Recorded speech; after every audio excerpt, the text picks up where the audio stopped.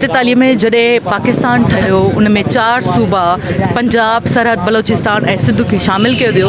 उन वक़्तु पाकिस्तान खे 5 दरिया ॾिना विया जंहिं ते उनजे गुज़र सफ़र जो वहिंवार रहंदो ऐं जीआपे जो जेको आसरो बि हूंदो। पर पंजाब जेको पाकिस्तान जो वॾे में वॾो सूबो ऐं वॾे भाउ जी हैसियत जे हवाले सां जेको आहे तजातो सुञातो वञे थो, उन जबरन गैर क़ानूनी तौर ते सिंध जो पाणी हथरादू तौर ते बंदि कयो आहे ऐं हर दफ़े हिननि जी नई साज़िश, नई चाल या गुज़िरियल 150 साल खां वठी हले थी। सिंधी माण्हू हाणे सुजाग थी चुका आहिनि। सिंधी माण्हुनि खे ख़बर आहे त उन्हनि जे हिसे जो पाणी केॾांहुं पियो वञे। मुख़्तलिफ़ केनाल, मुख़्तलिफ़ डेम, मुख़्तलिफ़ वाह ठाहे करे उते पाणी छॾियो थो वञे। पर मजाल जो सिंध जे हिसे जो पाणी ॾिनो वञे। सिंध जूं ॿनियूं सुकनि थियूं। सिंध जो रोज़गार जेको आहे त उहो तबाह लॻो पियो आहे। सिंध जो आमदो रफ़्त तबाह लॻो पियो आहे। सिंध में जेके वसीला आहिनि उहे तबाह लॻा पिया आहिनि। जेको फ़सुलु थिए थो पियो पाणीअ सां उहो तबाह लॻो पियो आहे।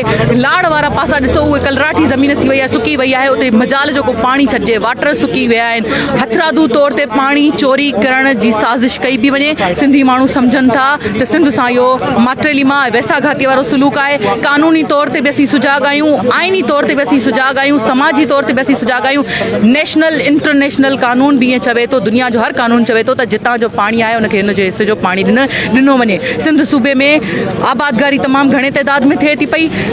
वक़्त ते पाणी न मिलण जे करे फ़सुलु तबाह थिए थो, आबादगारनि खे नुक़सानु थिए थो, सिंध जे माण्हुनि खे नुक़सानु थिए थो, सिंध जे अंदरि जेके बि रहवासी आहिनि उन्हनि खे नुक़सानु थिए थो, उनजी रोज़मर्रा जी ज़िंदगी ख़राबु थिए थी ऐं जिन तहज़ीबुनि ऐं जिन क़ौमुनि जो पाणी खसिजी वेंदो आहे उहे धरतीअ तां मैसारजी वेंदियूं आहिनि। असां पंहिंजी धरतीअ खे कॾहिं बि मैसारण न ॾींदासीं। पंजाब जेको साज़िश जे तहत असांजो पाणी पॿाए वेठो आहे, असीं वापसि ज़रूरु वराए वठंदासीं ऐं पंजाब ऐं उनजा हुकुमरान ऐं साज़िशी टोला कन खोले ॿुधी छॾनि ऐं सिंध जे अंदरि जेके साज़िशी टोला वेठा आहिनि, हुकूमत जे नाले ते जेके ढोंग रचाए वेठा आहिनि, उहे बि कन खोले ॿुधी छॾनि त सिंध जो आवाम सुजाग आहे। उन्हनि खे ख़बर आहे त इहो असांजे हिसे जो पाणी आहे। गैर क़ानूनी तौर ते वाहन, डेमनि ऐं केनालनि में छॾण जे बजाए सिंध में उनजे हिसे जो पाणी ॾिनो वञे। सिंधु दरिया जूं मौजूं वरी वापसि मोटायूं वञनि।